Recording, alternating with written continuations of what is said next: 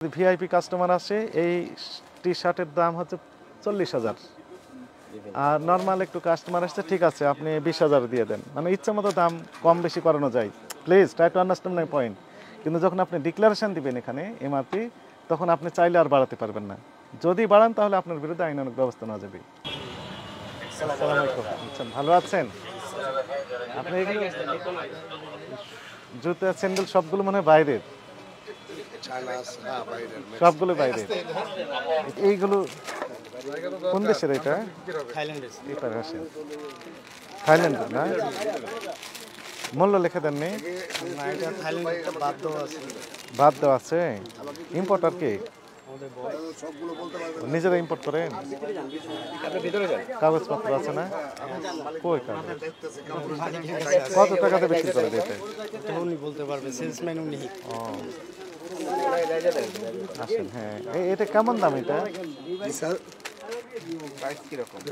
আমরা বিক্রি করি 4,500। 4,500। এমআরপি লেখা নাই তো? এমআরপি লেখা নাই, আমরা তো বার্গেনিং করে বিক্রি করি। এটা বাইরের প্রোডাক্ট না, সেক্ষেত্রে ইম্পোর্টার থাকবে। থাইল্যান্ডের লোকে বাদ যেটা লাগানো আছে ওটার উপরে আর কি ডিসকাউন্ট করে আমরা। ইম্পোর্টার থাকবে না যে অমুক ইম্পোর্টার নিয়ে আসছেন, তার নাম ঠিকানা থাকবে, উনি ডিক্লারেশন দিবে এত টাকা, আপনি তো কম বেশি করতে পারবেন না। ইম্পোর্টার কি আপনি নিজে না অন্য কেউ? না স্যার, আমি লোকে সেলসম্যান। না না না, এটা কোথা থেকে পেয়েছেন? এটা ইম্পোর্ট লোকে মনে হয় পার্টির আইনা দিয়ে যায়। পার্টিরা নিয়ে আসে দেয়। তো কাগজ দেখেন আমাদেরকে একটু দেখি, কোন পার্টি নিয়ে আসে দেয়। কোনোটাতে টাকা লেখা নেই।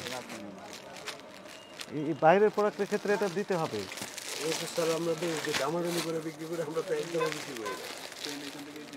এটা কত বিক্রি করেন? এটা বিক্রি করতেছিল 4,700। না, কিন্তু আমাদেরকে দেখে বললেন 4,700, কিন্তু যখন আমি চলে যাবো তোমরা 40,700। না স্যার, ওইটা এই জিনিস না। এটা কমন জিনিস।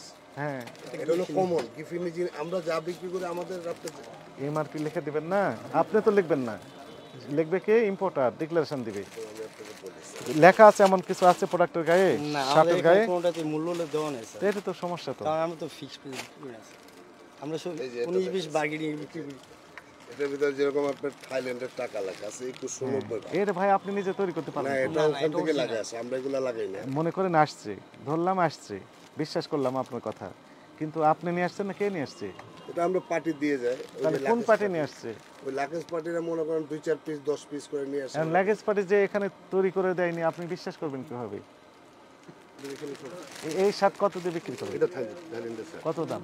এটা আমরা বাতের উপর ইয়ে করে করি, কারণ আমাদের ঠিকঠাক থাই বাত লাগানো আছে। কত টাকা লেখা আছে? এটা 1350 বাত।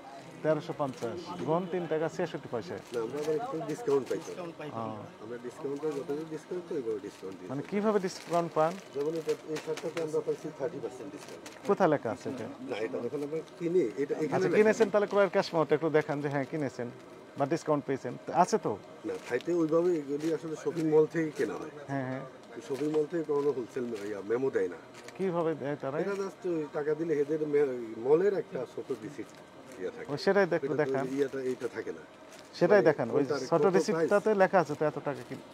না, এই ইয়েটা থাকে না, শুধু মলের টোটাল একটা অ্যামাউন্টের ইয়ে। ওইটাই দেখেন, যেমন এই যে মানে আপনি ওখান থেকে নিয়ে আসছেন ওই প্রবণটা দেখেন। এটা থেকে যেমন এই যে মনে করেন এই যে তাদের মলের কার্ড, এম কার্ড, হ্যাঁ, মলের কার্ড। জি জি, এই যে সেন্ট্রাল কার্ড, এগুলো কি আমাদের এগুলো কি দেশীয় কার্ড? না না, এগুলি থাইল্যান্ডের। আপনি নিজে গিয়ে নিয়ে আসেন ওখানে? জি, আমি নিজে প্র্যাকটিস করি। নিজে নিয়ে আসেন? আচ্ছা, মনে করেন তাহলে আপনি তো ইম্পোর্টার। হ্যাঁ, আমরা আবার এগুলি ইয়ে করি, যারা আপনার ওই যে কার্গো আছে না, কার্গোতে দিয়ে দিলে আমরা ওইখানে এদেরকে পোষাই দিই, এরা আমাদেরকে এখানে পোষাই। বুঝতে পারছি, তো আপনি তো ইম্পোর্টার। আপনি তো ইম্পোর্টার। হ্যাঁ, আমরা যখন যাওয়ার পরে মোটামুটি যখন আমরা ডিসকাউন্ট, মানে আপনি পছন্দ করে অর্ডার দিয়ে আসেন, ওরা ওরা ওই যে আপনি ইম্পোর্টার। কার্গো থেকে আবার আমাদের তাহলে আপনার ইম্পোর্টারের তথ্য তো থাকতে হবে, আপনি ইম্পোর্ট করে এনেছেন, দাম সহ, বাংলাদেশের দাম সহ দিতে হবে, এটাই তো আইনে বলা। না, আমরা ওই যে থাই বাতটাকে ইয়ে করে দিই, কারণ থাই বাট এটা তো বাংলাদেশে আপনার থাই বাতে বিক্রি হবে না, যেহেতু আপনি ইম্পোর্টারের সিল থাকতে হবে, বাংলাদেশি টাকা কনভার্ট করে। আমি ইয়ে করি ওই যে আপনি তো ইম্পোর্টার, আপনার কথাই তো বলুন। উনি আপনাকে দেন বিক্রি করার জন্য? না না না, উনি তো আমি নিজে কিনে দেই।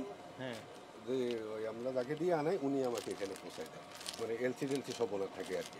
যে এটা ইম্পোর্ট করবে ওনার তথ্য এখানে দিতে হবে, পূর্ণাঙ্গ তথ্য এবং বাংলাদেশি এমআরপি, এটাই আইনের সুস্পষ্ট কথা। সেটা ইউএস ডলার হোক, থাই বাত হোক, ইন্ডিয়ান রুপি হোক, কনভার্ট হয়ে বাংলাদেশে কত টাকা হবে সেটা বসাতে হবে। আপনি কসমেটিক্সে দেখবেন এই বিষয়টা আছে, ইম্পোর্টারের সিল সহ। এটাও খালি, এটা চায় না। ভোক্তা যখন কিনতে যাবে সে কিন্তু আপনার কাগজপত্র চেক করবে না, আপনার ফাইলপত্র চেক করবে না, সে দেখবে এমআরপি কত আছে বাংলাদেশি 10 টাকা, 12 টাকা। ইম্পোর্টারকে অমুক প্রতিষ্ঠান নিয়ে আসছে, আপনার কাছ থেকে কিনবে, অসুবিধা নেই। ইম্পোর্টার দেখবে এবং দাম দেখবে। কোনো সমস্যা যদি হয় আপনি দোষারোপ হবেন না, হবে ইম্পোর্টার, আমরা তাকে ধরবো। কিন্তু এখন কিন্তু কোনো ট্রেসিবিলিটি নাই। কি বুঝতে পেরেছেন? যেহেতু বিদেশি প্রোডাক্ট, এখানে যেহেতু ট্যাগ আছে বাইরের, এখানে ইম্পোর্টার ডিক্লারেশন দিতে হবে। আপনি নিজে হলে আপনি ইম্পোর্টার, যদি আপনি ইম্পোর্টার না হন, অন্য কেউ ইম্পোর্টার হন, ওনার নাম এবং স্পেসিফিক ঠিকানা এবং এমআরপি কত টাকা বাংলাদেশি টাকায় সেই স্পষ্ট করে লিখে দিতে হবে। উল্লেখ করবে, তবে আমি বুঝতে পারবো যে আসলে ইম্পোর্টেড প্রোডাক্ট এটি বাংলাদেশি প্রোডাক্ট। আপনি ট্যাগ লেগে দিলেন made in China, made in Japan, made in Thailand, আপনি তো ইম্পোর্টার। তাহলে আপনি আগামীকাল আমাদের দুইটি রায়। একটি হচ্ছে যেহেতু এখানে ইম্পোর্টারের কোনো ইনফরমেশন দেননি, বাংলাদেশি টাকা কত দাম সেটি দেননি, এই কারণে আপনাকে এই 20,000 টাকা জরিমানা আরোপ করা হলো। আর একই সাথে ইম্পোর্টের যে কাগজপত্র আছে এই সকল ডকুমেন্ট আমাদের অফিসে আগামীকাল 9:30টায় নিয়ে হাজির হয়ে দেখাবেন। যদি দেখাতে পারেন তাহলে অব্যাহতি দেওয়া হবে, আর যদি দেখাতে না পারেন সেক্ষেত্রে এই ধারায় যে অপরাধ সেটি আমলে নিয়ে আপনার বিরুদ্ধে আইনানুগ ব্যবস্থা নেওয়া হবে।